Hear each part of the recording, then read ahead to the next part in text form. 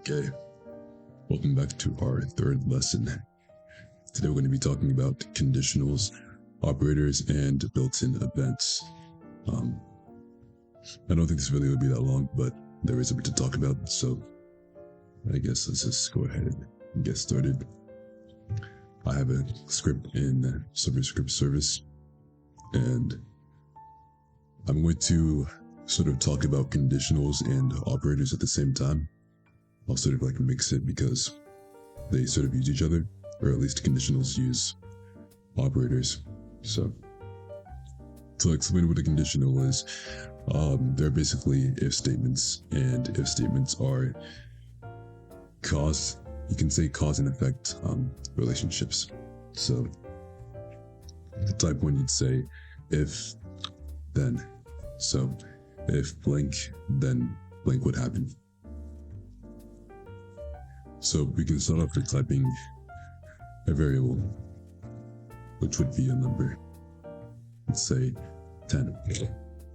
So to type R conditional, we would say if num equals 10, then. So what we're saying here is that if our variable num equals 10, then whatever is in this line of code we're to run it. So print is equal to 10. We're in the code. You can see in our output it says is equal to 10. It prints. So you might be questioning the two equal signs. That's known as an operator. So putting it to two equal signs is just how if-then statements work. You could also use greater than sign or less than sign. And then obviously, if we try to run this code, it's not going to run because num is greater or is equal to 10. And it's asking if it's less than 10. If you wanted to ask if it's greater than or equal to, all you'd have to do is just use the arrow and then equal sign. So this just means if num is greater than or equal to 10, then print the line of code. Same thing otherwise.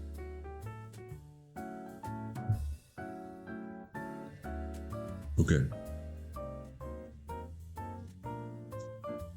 So we have that. So I'm going to do another demonstration using the second variable. Num2 equals 20. So you have what are they called? You have more operators that you primarily use when typing conditionals. And those three operators are and, or, and not. And, or not. So, to explain them all, first I'm going to do and. So, let's type if num1 equals 10 and num2 equals 20. So, if I ran this line of code, it would print because num1 is equal to 10 and num2 is equal to 20. You could also do like greater than or equal to 20. It would all work the same. Let's ask if it's equal to like say 18. So if we change this to or, if num1 equals 10 or num2 equals 18, then print. So would this line of code, would this block of code work? The answer is yes, because num1 is equal to 10. Either one of these needs to be correct for them to work. So since num1 is correct, then it'll work. All right, and then the next one is not, and this is used in combination with and or. So if he says something like, if num1 equals 10 and not num2, oh, and not num2, then this would technically, this wouldn't print because num2 does exist. So you have to type it a certain way if you're using numbers, at least. Let me use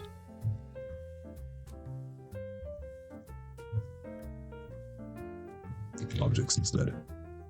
So we have part 1 since this new part 2 is this new part.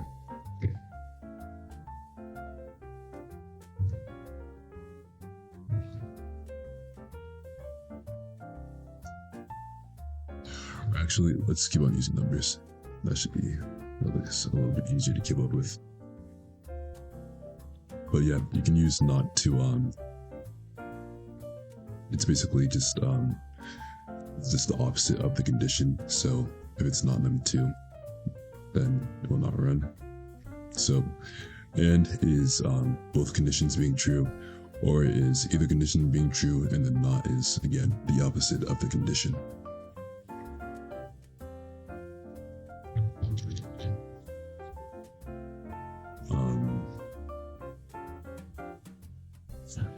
Let me use booleans, true and false.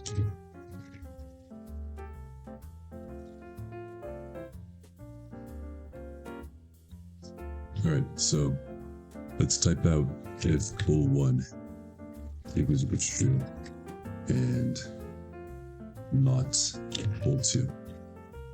Then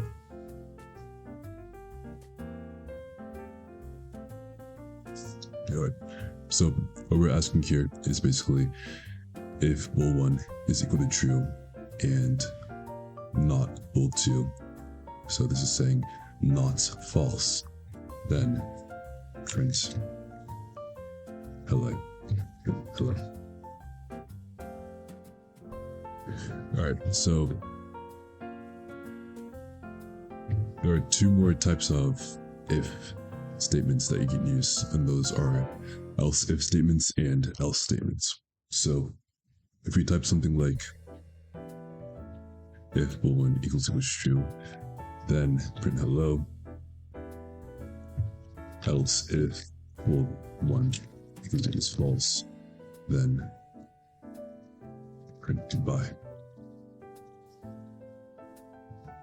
So what this is asking is if the boolean is equal to true, then print this. Else if the boolean is equal to false, then print this. It'll always read the first one first, obviously.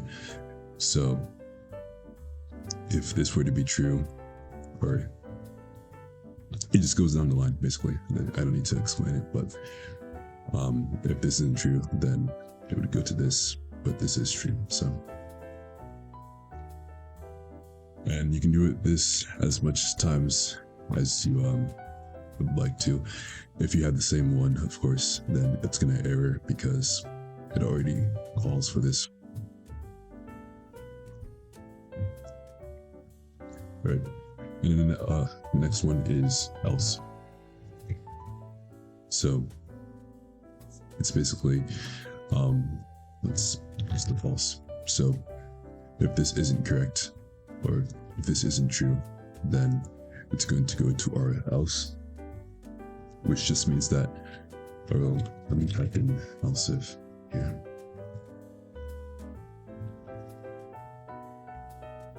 And let me use a number for this one too.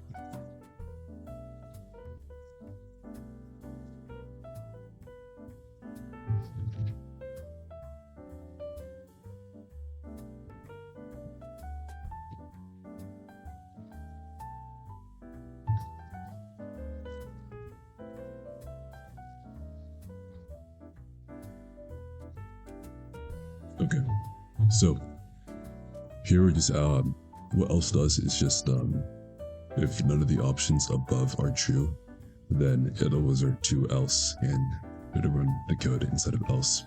So since num1 is not equal to 10 and nor is it equal to 8, then it's going to run this line of code in here. And if I press play, you can see that's going to print, I don't know.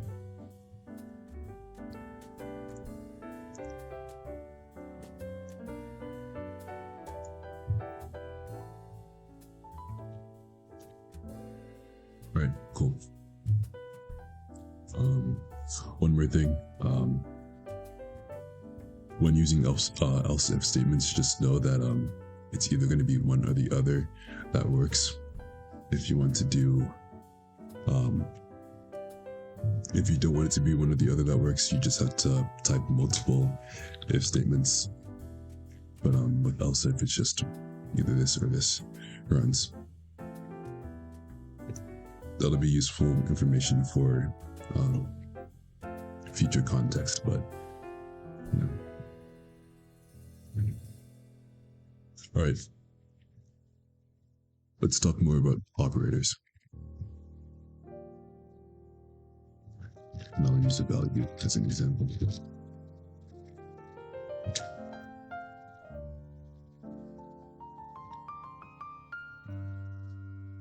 Okay. So when attempting to add a value to, say, an existing value, say it's already equal to 5, our value is equal to 5, and we want to add a number to this 5.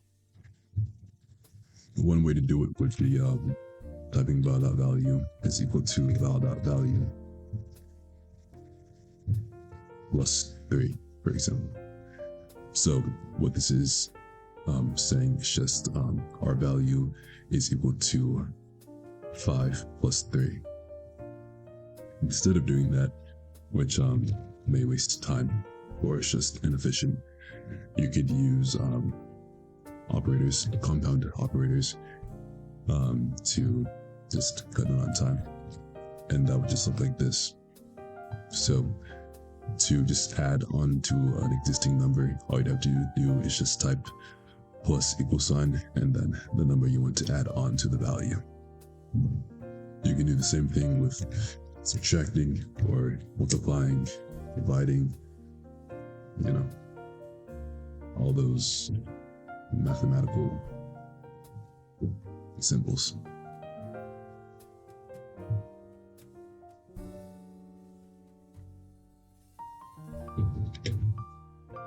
What else?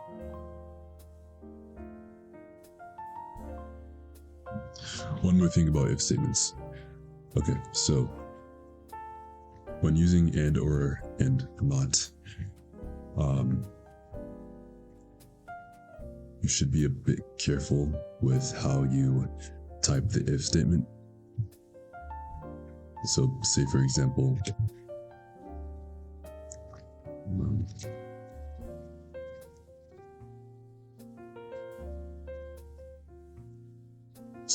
we had if num1 equals 11 and num2 equals 17, or bool2 equals false.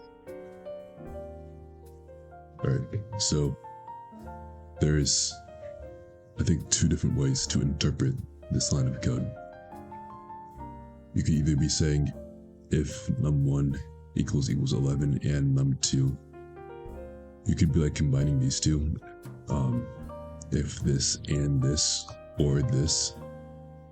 So if this is true, or this is false.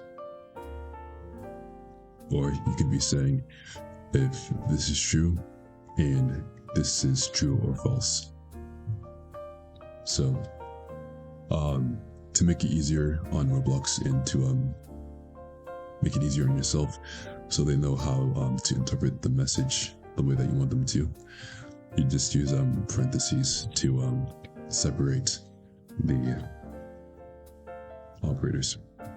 So here is saying if this is true and this is true, or this is false, then print works.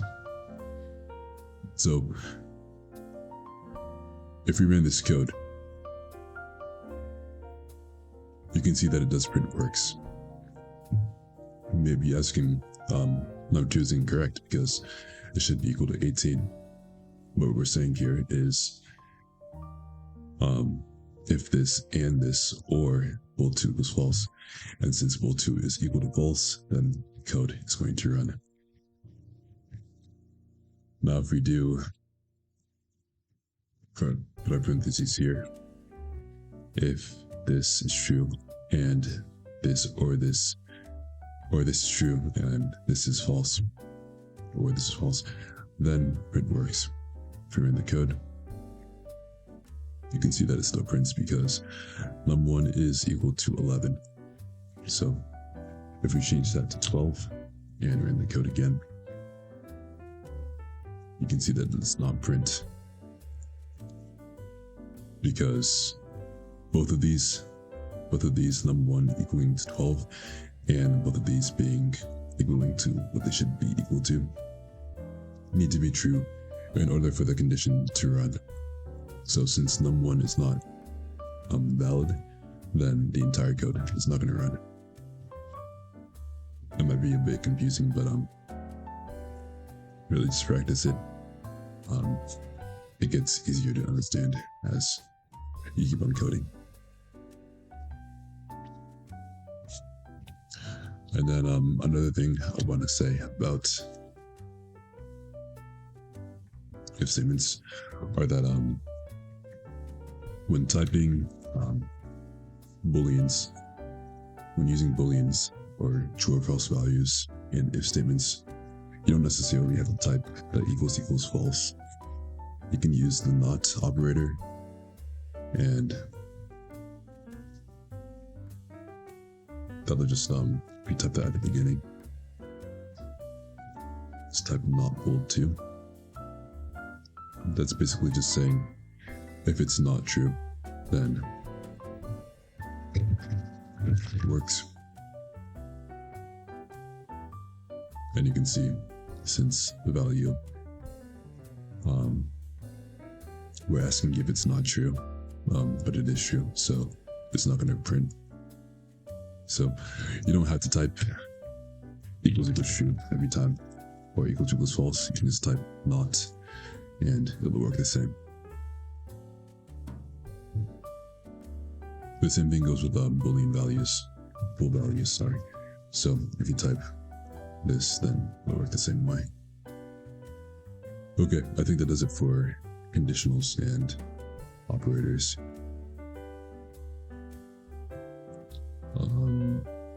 Yep, okay. Let's talk about events now. Built-in events. So events are built-in actions that happen based on the type of event. So I'm going to go through how many? 1, 2, 3, 4, 5 different events that you'll probably use during your time in coding. So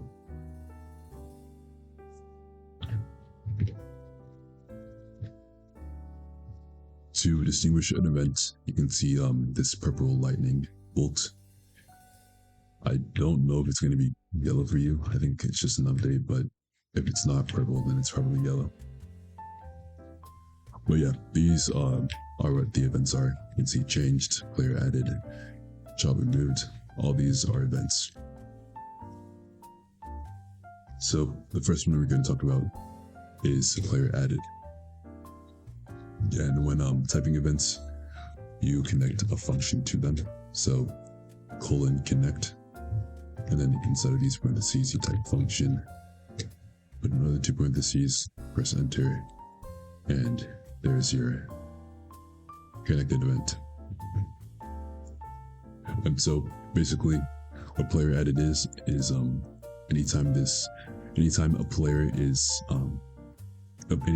joins the game, this event or this block of code is going to run. So, inside of these parentheses, we have one parameter for the player that has joined. So we can do print player.name or in the code, or I need to actually play.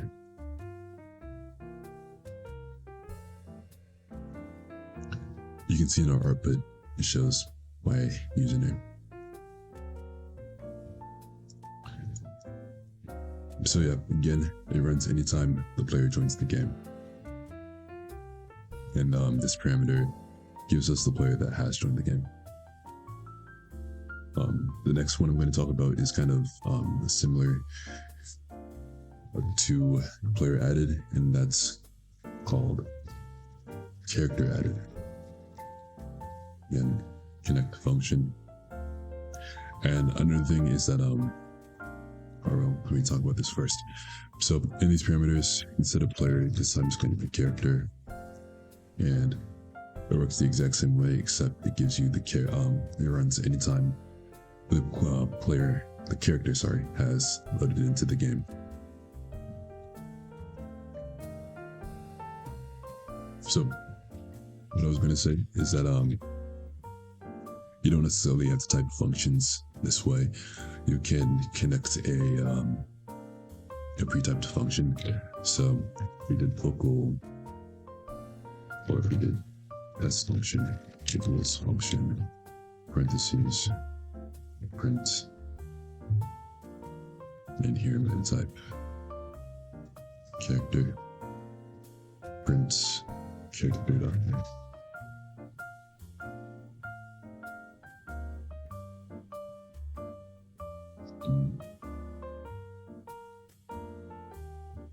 Actually, no.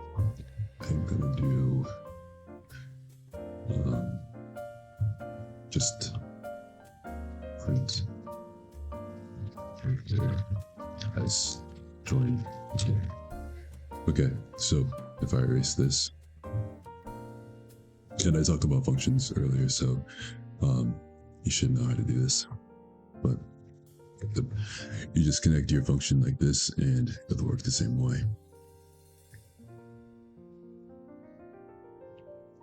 Let's see in here, character has joined the game.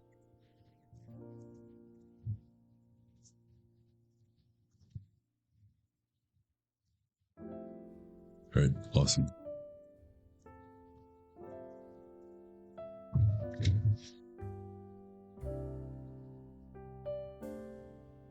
All right, the next one I want to talk about is touched.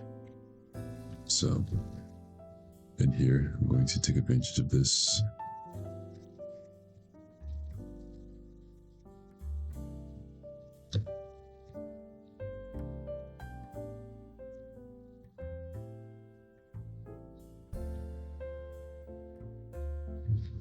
All right, so whenever the character joins the game, I'm going to insert part.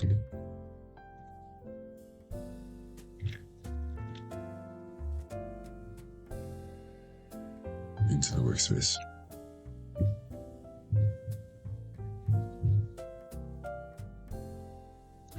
I'll set it's anchored and can collide true as well, and then its position to 10 studs in front of the place. Or let's say we can utilize the character here and say character.keyword dot position plus vector 3.new 0, 0, 10. So I'm going to be spawning the part 10 studs in front of my humanoid part and 3 studs down.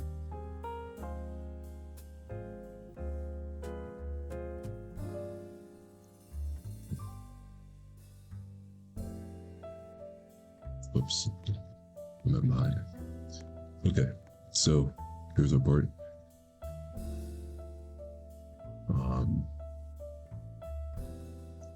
me set it to reference really quick. Okay, so I'm going to connect a touched event to our part. And what a touched event does is whenever you touch the part, then this block of code is going to run. Inside of here, our function, we have a parameter for whatever touches the part. So I'm just gonna name it hit. And let's just say print hit, for example.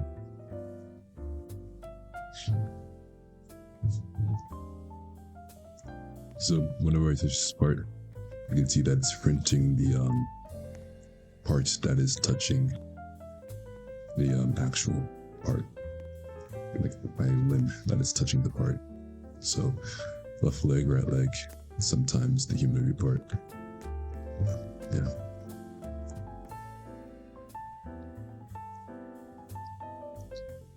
You also have touch ended, which runs whenever you stop touching the part. So print character as stop.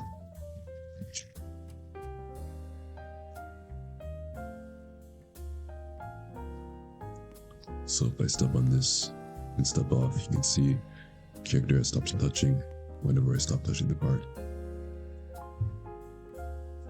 And the reason why it's printing so much, you might be asking why, is because it runs whenever like you touch the part at all. So like it's not like you touch it once and then it only prints once. Like you touch it several times whenever you move your character. So that's why it's printing multiple times. There are ways to stop it from printing multiple times. I'm probably not going over it in this video, but yeah. Let's do suppose not touched, then print it. Touched equals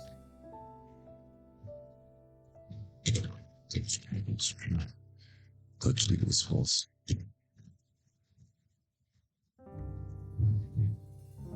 Okay. Let me make sure this works before I explain it.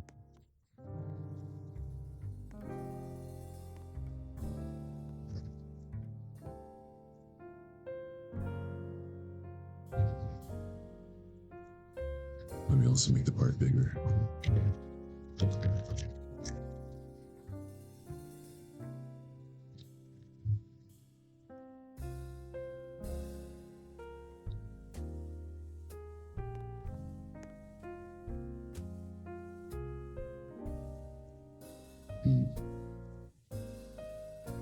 Okay, yeah, I don't feel like going over this video. But yeah, I think you get the idea.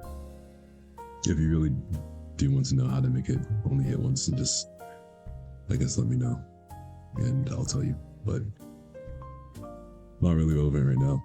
That's just how touched and touch ended work. Next we have child added. So we can use our character for this one. So if we type character.child added function, this runs whenever an object is added to our character. Inside of these parentheses, we have parameters for the child that is added to the character, for example. So say that in 3 seconds or 5 seconds, I want to add in a value to my character.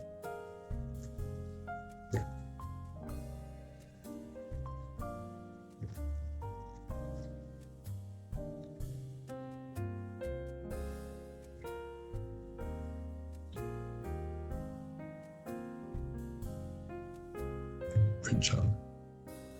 .NET.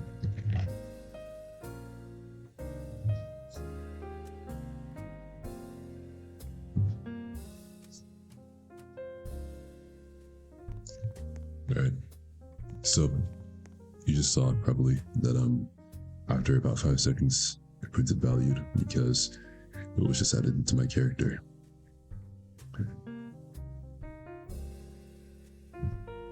You can do the same thing with descendant added. I'm positive I told you guys about descendants about in last video, but yeah, it's just if you add anything into like a child of the character, then it'll store in this line of code.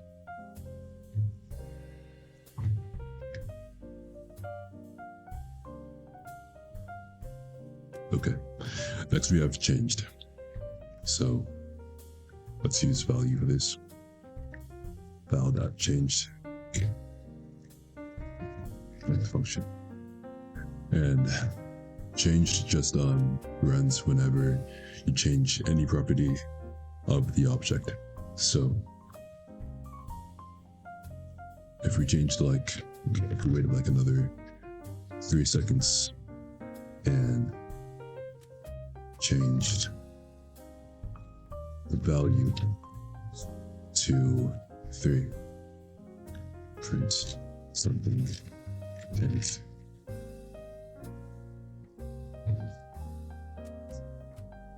You can see if we wait 5 seconds, prints value, wait another 3 seconds, print something changed. Because we waited 3 seconds, changed our value, and because something changed about our object, it prints this line right here.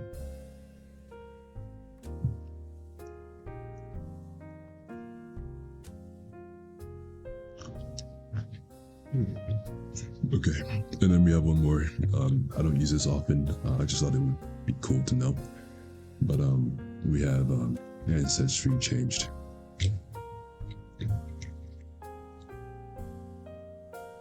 So for this one, we have 2 different parameters. We have the child and the parent. And child is changing too. And to explain what ancestry change does, it's just an event that runs whenever the connected object changes its parent. So say instead of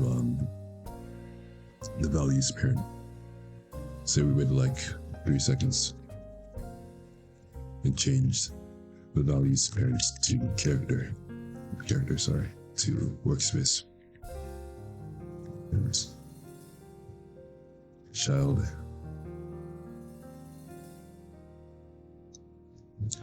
I'm going to concatenate really quick. I don't think I taught you guys concatenating, but I will very soon. You can ignore this or just search what it is. This now under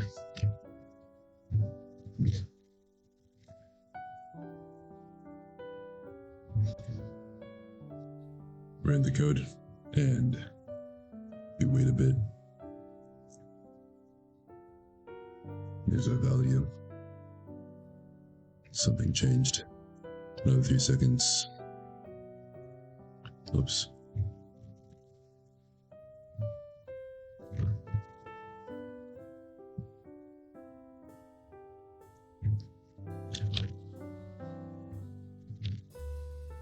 Okay, let's try that again.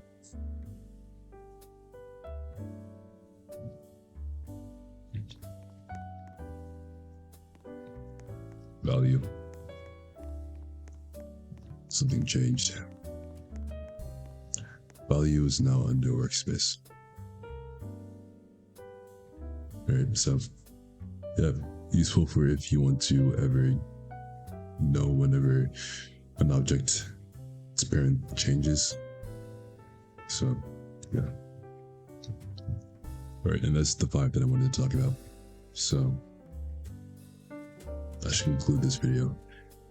Again, I might have been confusing with the way I was explaining things, so if you are confused, just let me know and I'll try to answer your question. So, yeah, I'll see you in the next video.